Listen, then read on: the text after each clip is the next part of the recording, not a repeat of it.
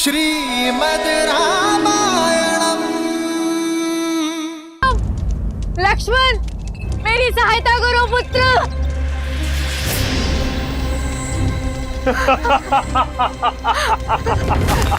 राम, लक्ष्मण,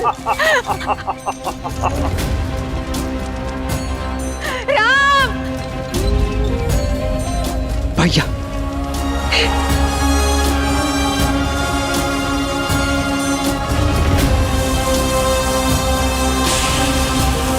चक्रवात,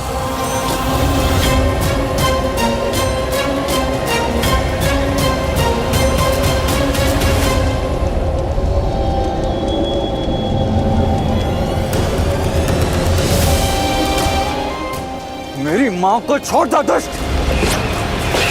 माँ, रुको लक्ष्मण, परंतु भैया माँ, यज्ञ की सुरक्षा पर ध्यान दो। राम, लक्ष्मण।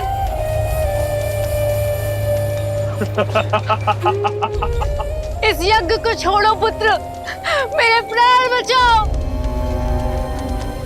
इस यज्ञ को छोड़ो पुत्र, मेरे प्राण बचाओ।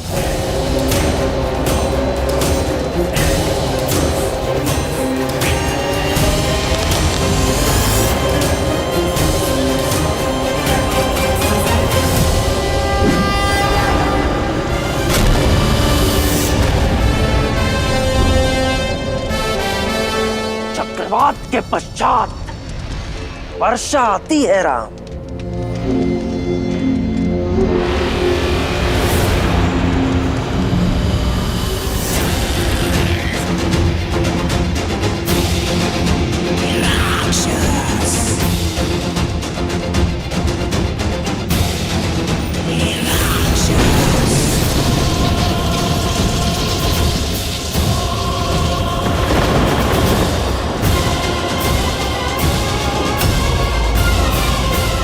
बोलो राम, यज्ञ बचाओगे या अपनी माता को?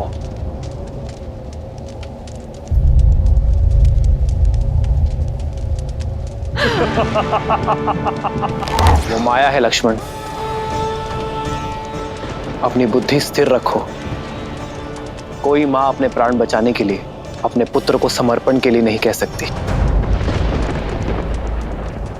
मेरी सहायता करो पुत्र।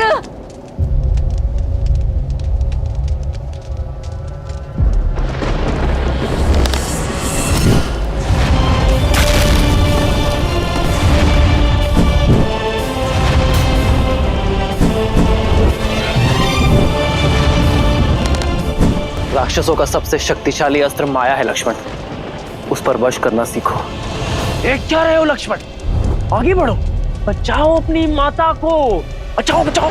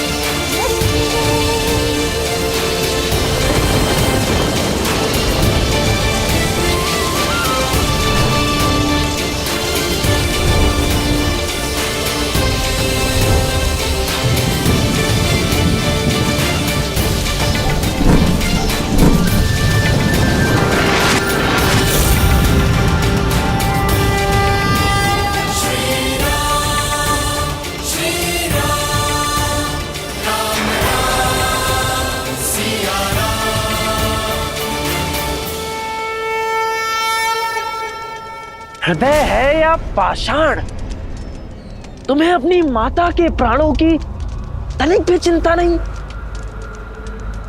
कैसे पुत्र हो लक्ष्मण तुम?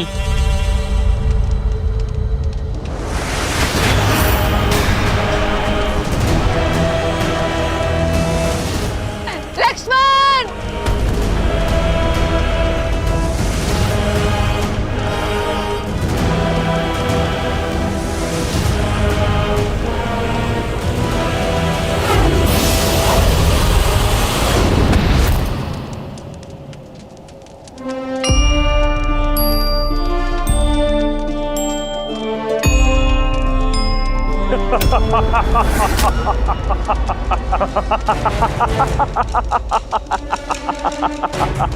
ना तो मेरी काया का अंत कर पाओगे और ना ही मेरी माया का राम।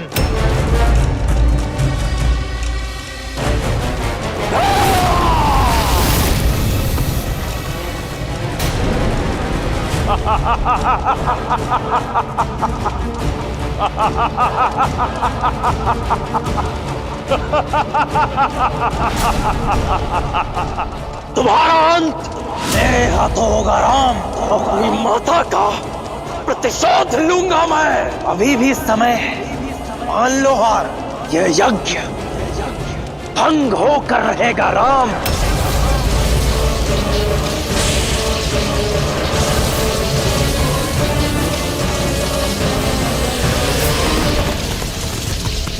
गुरुवर, राम का बना कवच टूट रहा है, कहीं यज्ञ भंग ना हो जाए। निश्चिंत रहो, इस यज्ञ की रक्षा का दायित्व राम ने लिया है।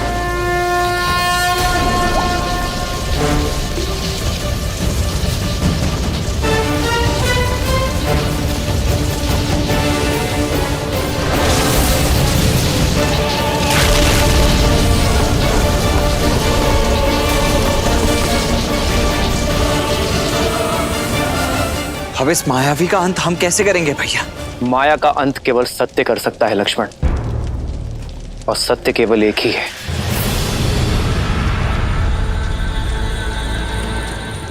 मनोबुद्धि अहंकार चित्तानि नाहन्,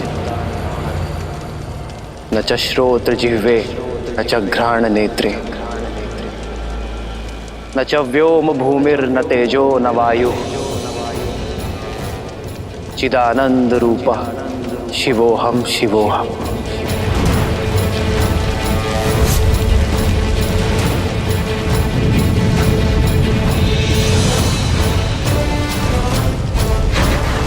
न मैं द्वेष रागौ न मैं लोभ मोहौ, मदो नैव मैं नैव मात्सर्य भाव,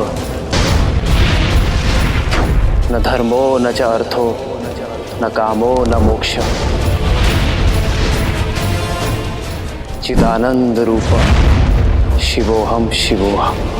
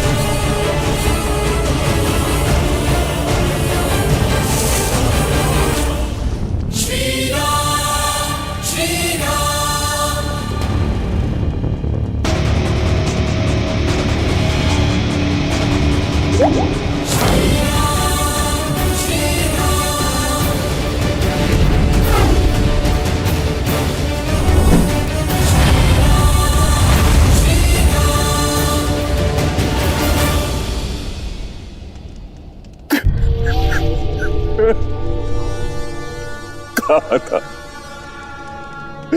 मत करो ऐसा, लेकिन तुमने अपने मां की बात नहीं मानी। क्या मिला?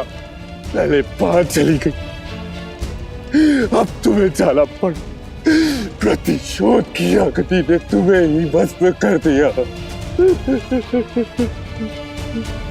दोष केवल सुबाहु का नहीं था मारीच,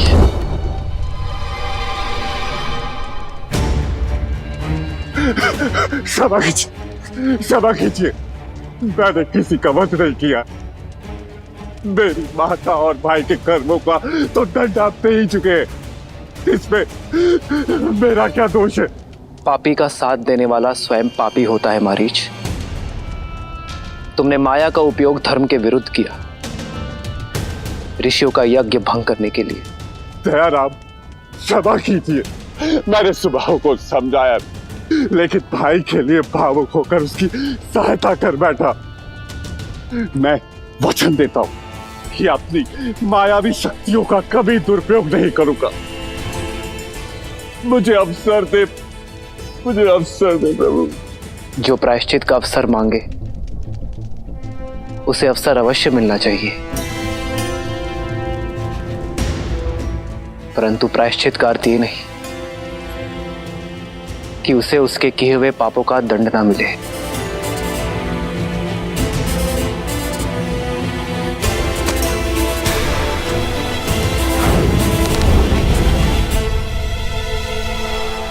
ये दंड भी है और अवसर भी, किंतु स्मरण रहे मारीच, अगली बार बाण की नोक टूटी नहीं होगी।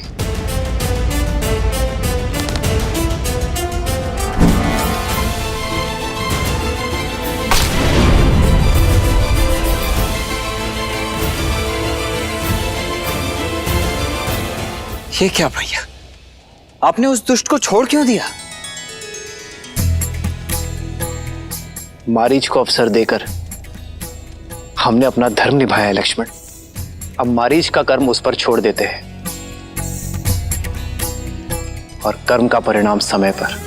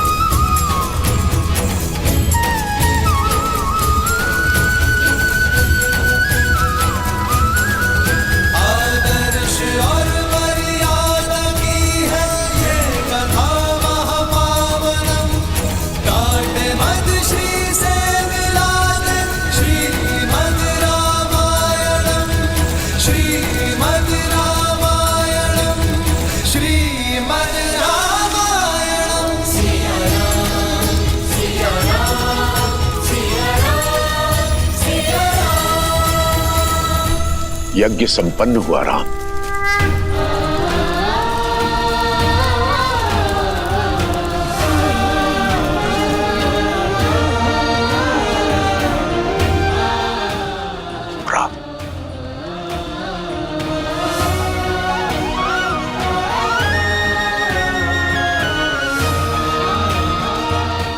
हम आपकी सेवा करके धन्य हुए आचार्य। अंततः इस ताड़का वन को असुरों से मुक्ति मिली गई और आपका उद्देश्य भी पूर्ण हुआ। ये उद्देश्य नहीं था लक्ष्मण, ये परीक्षा थी।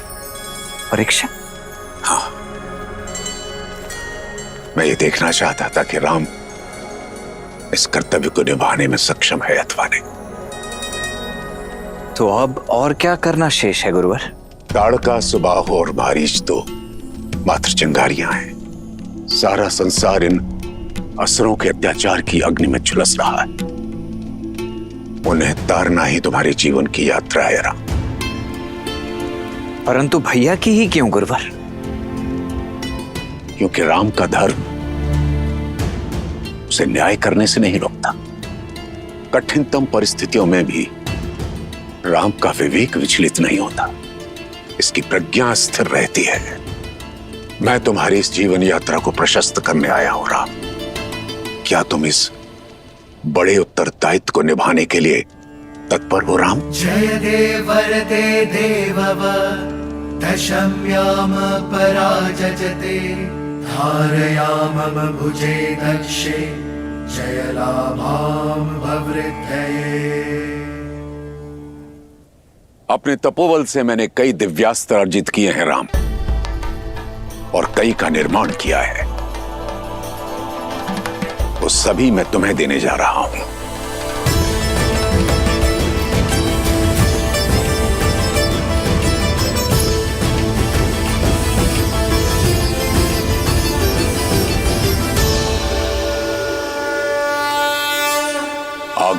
आग्नेयास्त्र।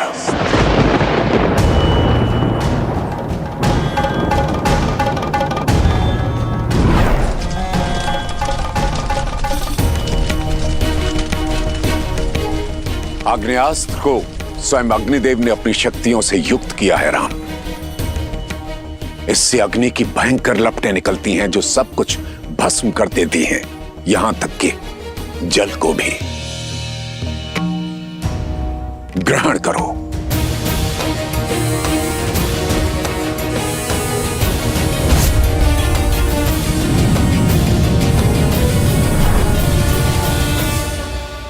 वरुणास्त्र।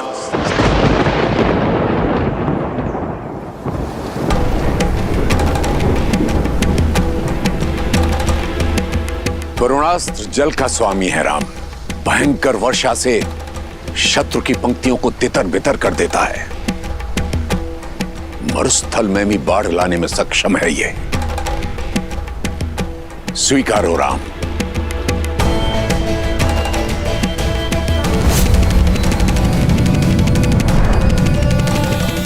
नागपाश।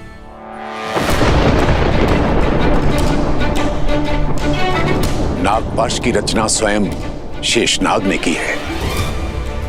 इसके संधान से शत्रु को विषैले नाग जकड़ लेते हैं और उनका विष उनके प्राण ले लेता है। स्वीकारो राम।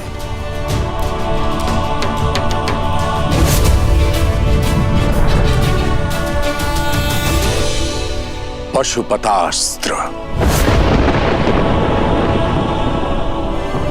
भूतनाथ महादेव की शक्तियों से युक्त है यह अस्त्र। एक बार संधान कर दिया जाए तो जो भी सामने होगा उसके नाश से काल भी नहीं बचा सकता। संसार के सबसे संहारक अस्त्रों में से एक है यह राम। महादेव का प्रसाद है। स्वीकारो राम।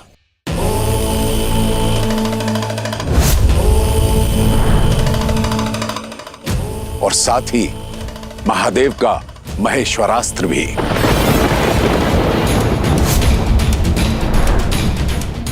ये दोनों अस्त्र तुम्हें संसार की बुरी शक्तियों से सामना करने में समर्थ रखेंगे। नारायणास्त्र।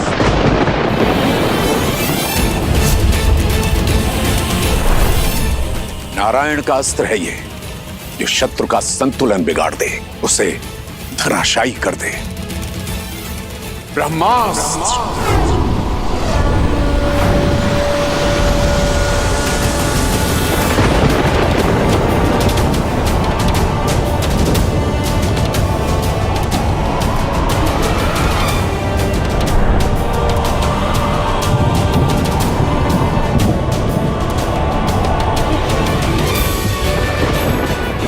विध्वंसक अस्त्र ब्रह्मास्त्र, जो अमृत की भी काट है।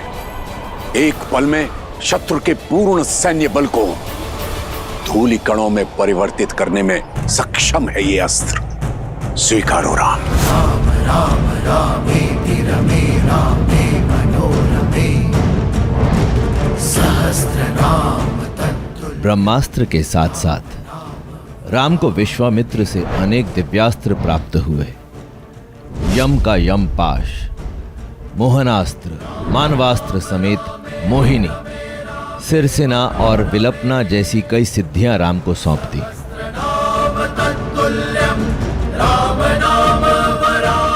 धन्यवाद गुरुवर, आपने मुझे इन अस्त्रों का पात्र समझा।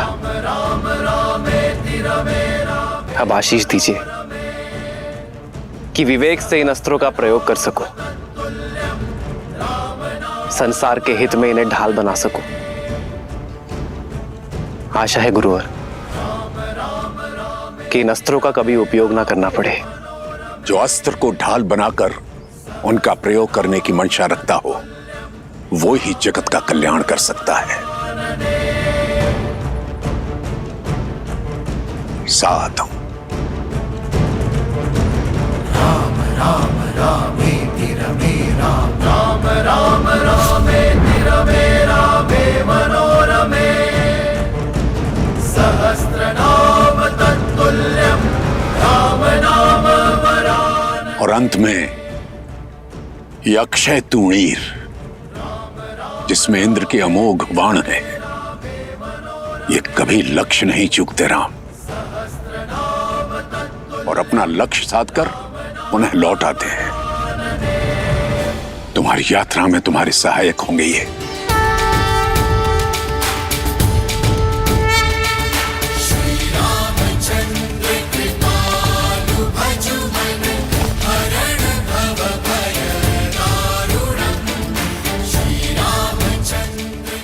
जो आज्ञा गुरुवर।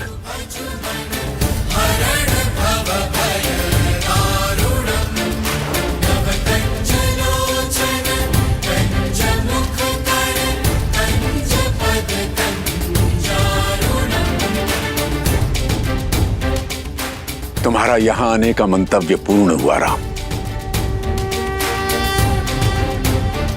अयोध्या लौटने से पूर्व मैं तुम्हें कहीं ले जाना चाहता हूं। आप जो मार्ग दिखाएंगे उससे शुभ क्या होगा गुरुवर?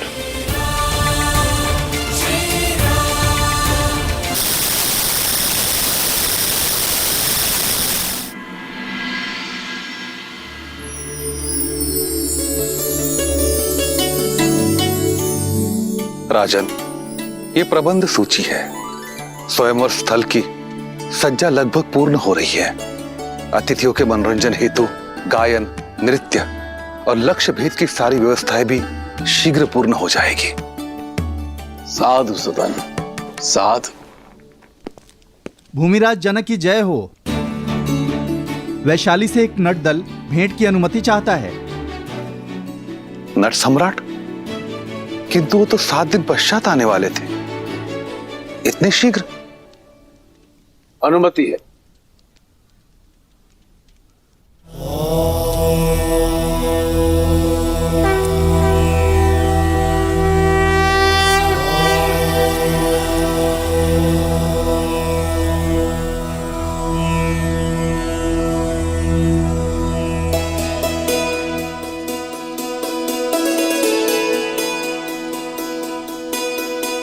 प्रणाम मिथिला नरेश, प्रणाम।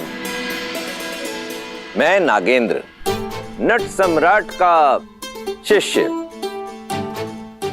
देवी सीता के स्वयंवर में अपनी प्रस्तुति देने आया हूं। किंतु आप तो 7 दिन पश्चात पधारने वाले थे। आपका कथन सर्वथा उचित है, परंतु हमने एक छोटा मार्ग चुना। ताड़का वन से आए हैं। ताड़का वन?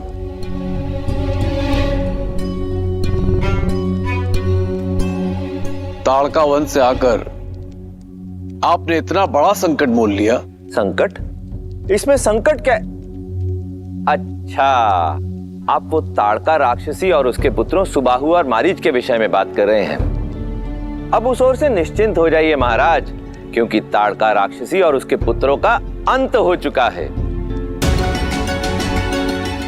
अब वहां कोई प्राणी हो या जीव जंतु, किसी को भी उनसे भयभीत होने की आवश्यकता नहीं। ताड़का का अंत कब और कैसे?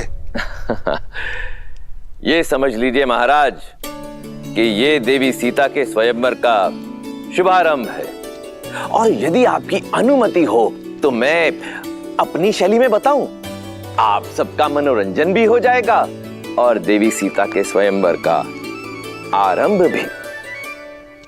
अनुमति है। धन्यवाद महाराज।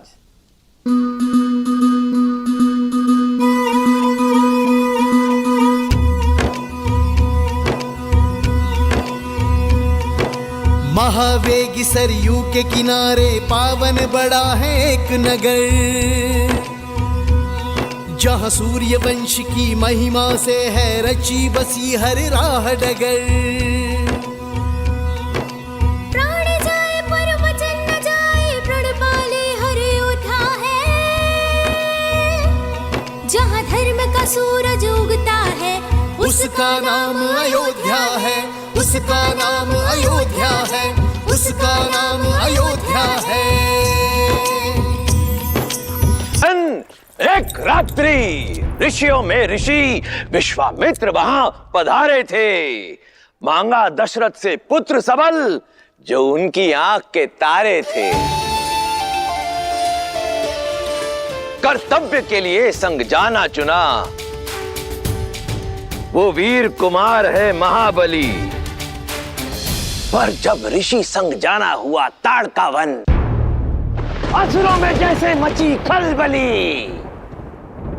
तब पहुंची वहां विशाल ताड़का, हर जन जिससे घबराता था।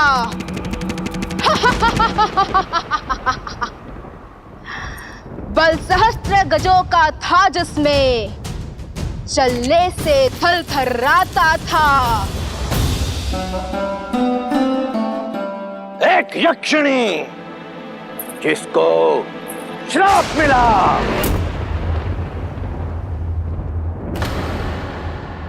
असुरा बन बैठी दुर्भागी। प्रतिशोध की ज्वाला में जलकर वो बन बैठी उन्मादी।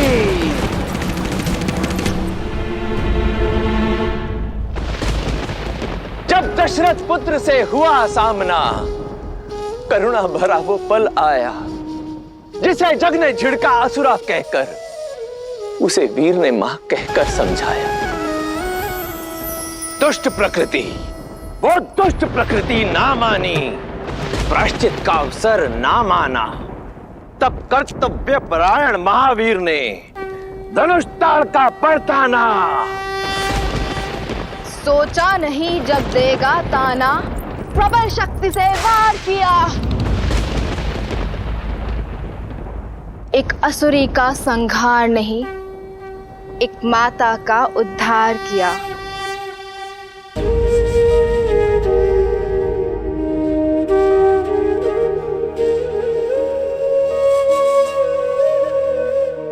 जो धर्म होता सनातन का, वो रघुवंशी ने पूर्ण किया। माँ कहने का कर्तव्य निभाया, संस्कार किया और मोक्ष दिया। धर्म धनुष डोरी मर्यादा, धर्म धनुष डोरी मर्यादा, साधा जिसने करुणा का बाण। वो अवध पुत्र दशरथ नंदन, वो महावीर रघुवंशी राम। वो अवध पुत्र दशरथ नंदन, वो महावीर रघुवंशी राम। जय श्री राम, जय श्री राम, जय श्री राम, जय श्री राम, जय श्री राम, जय श्री राम, जय श्री राम, जय श्री राम, जय श्री राम, जय श्री राम, जय श्री राम, जय श्री राम, जय श्री राम, जय श्री राम, जय श्री राम, जय श्री राम, जय श्री राम। साधु साधु। आर्य, अवध कुमार ने ताड़का को मार डाला। हमने अयोध्या निमंत्रण भेजा है ना? दिया है।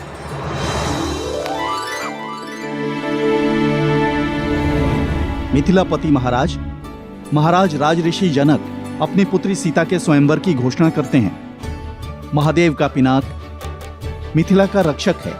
जो शूरवीर उस महाधनुष को उठाकर उस पर प्रत्यंचा चढ़ा देगा, कुमारी सीता उसे वरमाला पहनाएगी।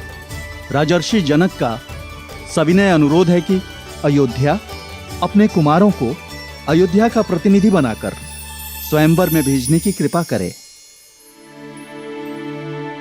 विश्वास ही नहीं होता, हमारे पुत्र इतने बड़े हो गए हैं कि उनके विवाह का प्रस्ताव आने लगा है। मिथिला नरेश को हमारा अभिनंदन कहना।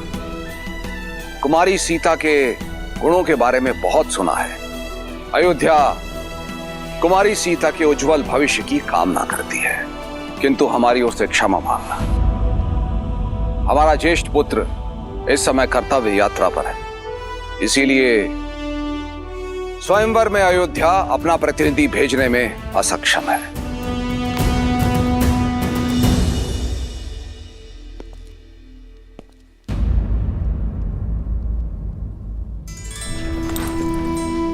महाराज, क्यों ना हम महर्षि विश्वामित्र को ये संदेशा भिजवा दें कि वो राम को लेके यहाँ लौट आए। नहीं सुमित्रा, ब्रह्म ऋषि विश्वामित्र को संदेश भेजने का अर्थ है रघुकुल की परंपरा को तोड़ना। मैंने राम और लक्ष्मण का उत्तरदायित्व ब्रह्म ऋषि विश्वामित्र को सौंपा है। और ऋषिवर राम के लिए जो भी पथ चुनेंगे श्रेष्ठ होगा।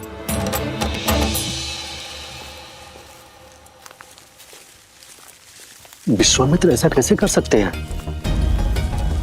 इस मार्ग पे चलना महापाप है।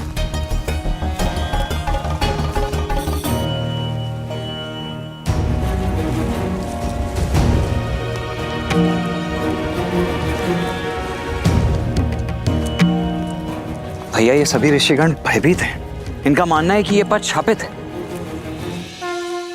गुरुवर बिना उद्देश्य के कहीं नहीं ले जाते लक्ष्मण।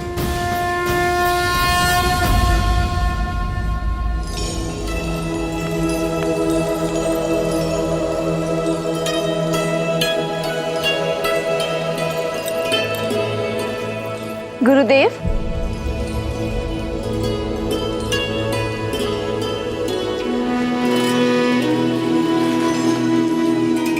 पुत्री सीता, आओ।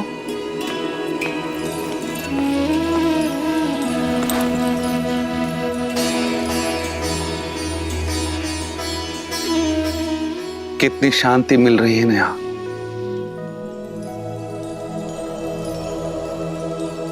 लेकिन आप ही तो कहते हैं ना आचार्य कि शांति मन के भीतर होती है, फिर बाहर खोजने की क्या आवश्यकता है? जब मन ग्लानि से भरा हो तो शांति बाहर ही तो खोजी जाती है ना सीता।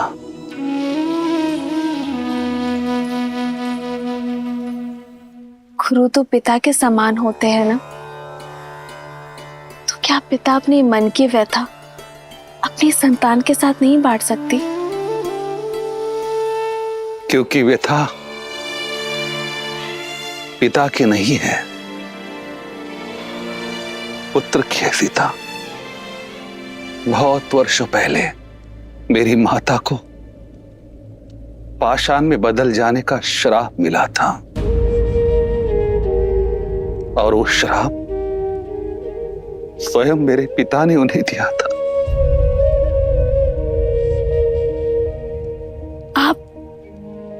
आप माता अहिल्या के पुत्र हैं? क्षमा चाहती हूँ गुरुदेव, मैं नहीं जानती कोई थी कि... नहीं जानता सीता, केवल तुम्हारे पिता के कारण राजगुरु सदानंद का अस्तित्व है। माता को श्राप मिलने के पश्चात हर ओर से मुझे धुतकारा गया, उपेक्षा मिली, अपमान मिला। तब मिथिला ने मुझे शरण दी। केवल 8 वर्ष का बालक था मैं,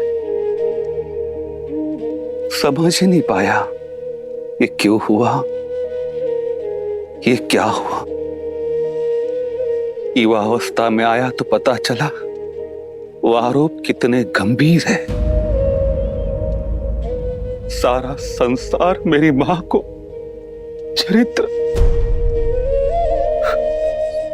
चरित्रहीन मानता है, इतनी घृणा करता है कि वर्षों से उस आश्रम की और कोई झांका तक नहीं जहां वो पाषाण बन बैठी है।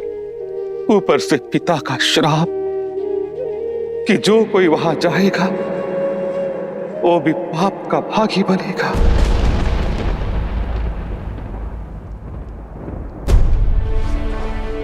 किंतु सत्य कहो सीता, मैं नहीं मानता कि मेरी माता ने कोई पाप किया होगा, पर संसार जो मानता है वो इसी विवशता की उथल पुथल में शांति की खोज में आ जाता। महादेव पर विश्वास रखिए गुरुदेव। आज दशरथ नंदन की कथा सुनकर मुझे आभास हुआ, यदि शाप है तो उसका काट भी है।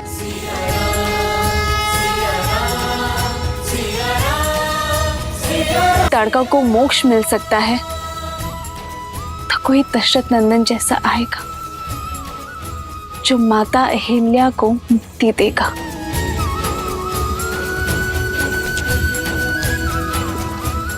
कोई ऐसा जो जन्म की नहीं बन के सुनेगा।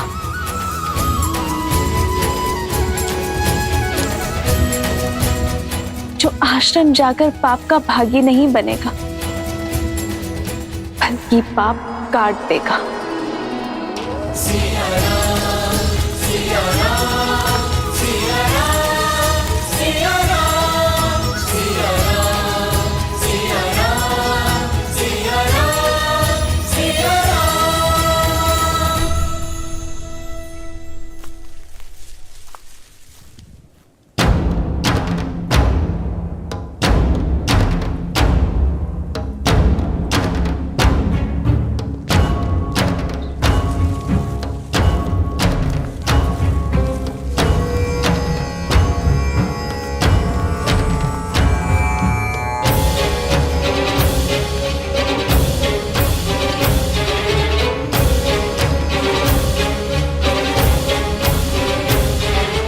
हम यहाँ क्यों रुके हैं गुरुवर?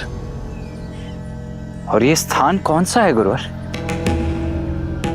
ये वो स्थान है लक्ष्मण जहां एक पतिव्रता पतिता बन गई, जिसके पति ने उसे पाषाण बनने का शाप दे दिया।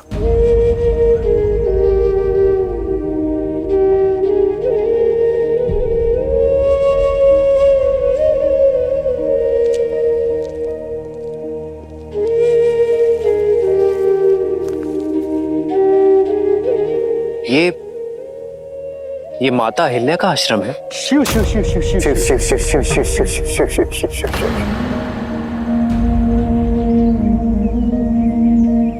और ये शिल्प उनका? हाँ राम, अब ये चयन तुम्हारा होगा कि तुम संसार के दृष्टिकोण को अपनाओगे अथवा अपने धर्म की दृष्टि से इसे देखोगे।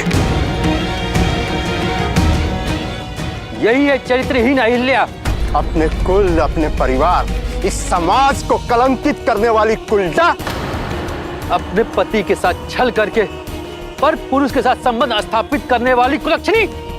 राम, आगे मत बढ़ो, यहाँ श्वास लेना भी पाप है। न जाने गुरुदेव हमें यहाँ क्यों लेकर आए हैं। राम को शाप लग जाएगा गुरुदेव। मुझे मेरे गुरुवर यहाँ तक लेकर आए हैं और यहाँ से आगे का उद्देश्य मैं स्वयं ढूंढ लूंगा।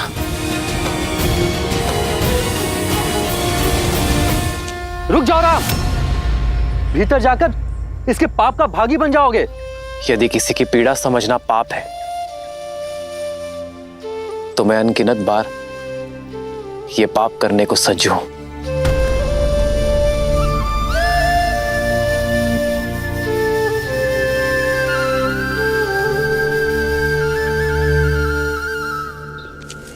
लक्ष्मण,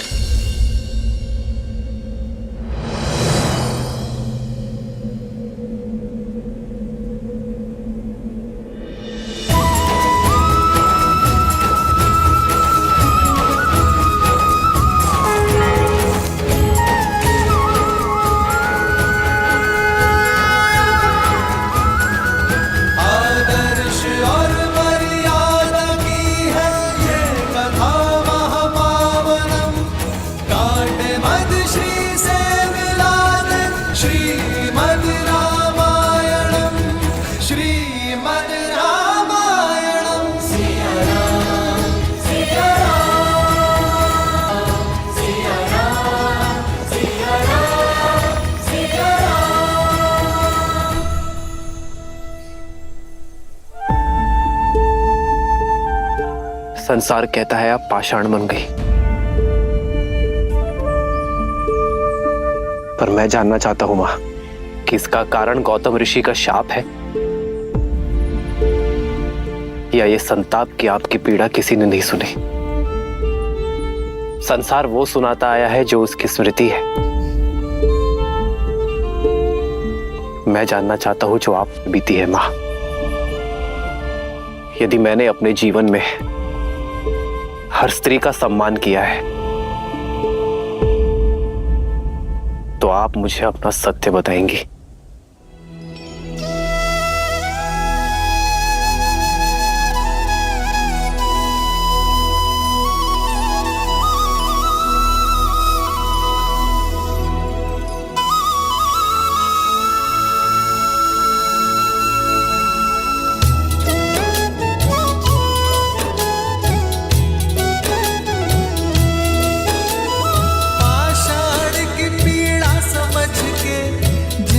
जिसके नैनों में नीर, पाप को करुणा से काटे जो वो ही सच्चा वीर।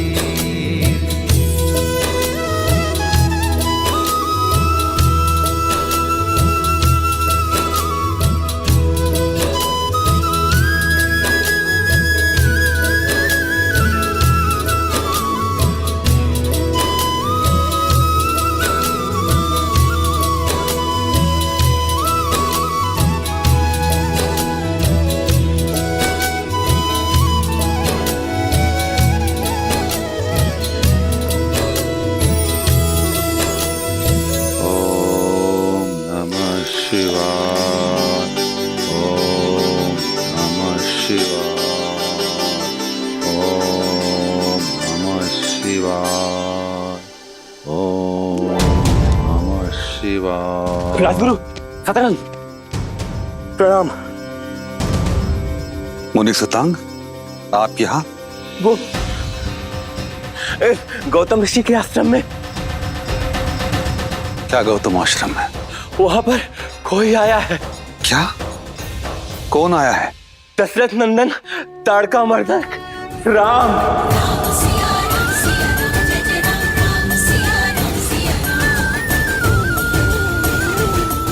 राम?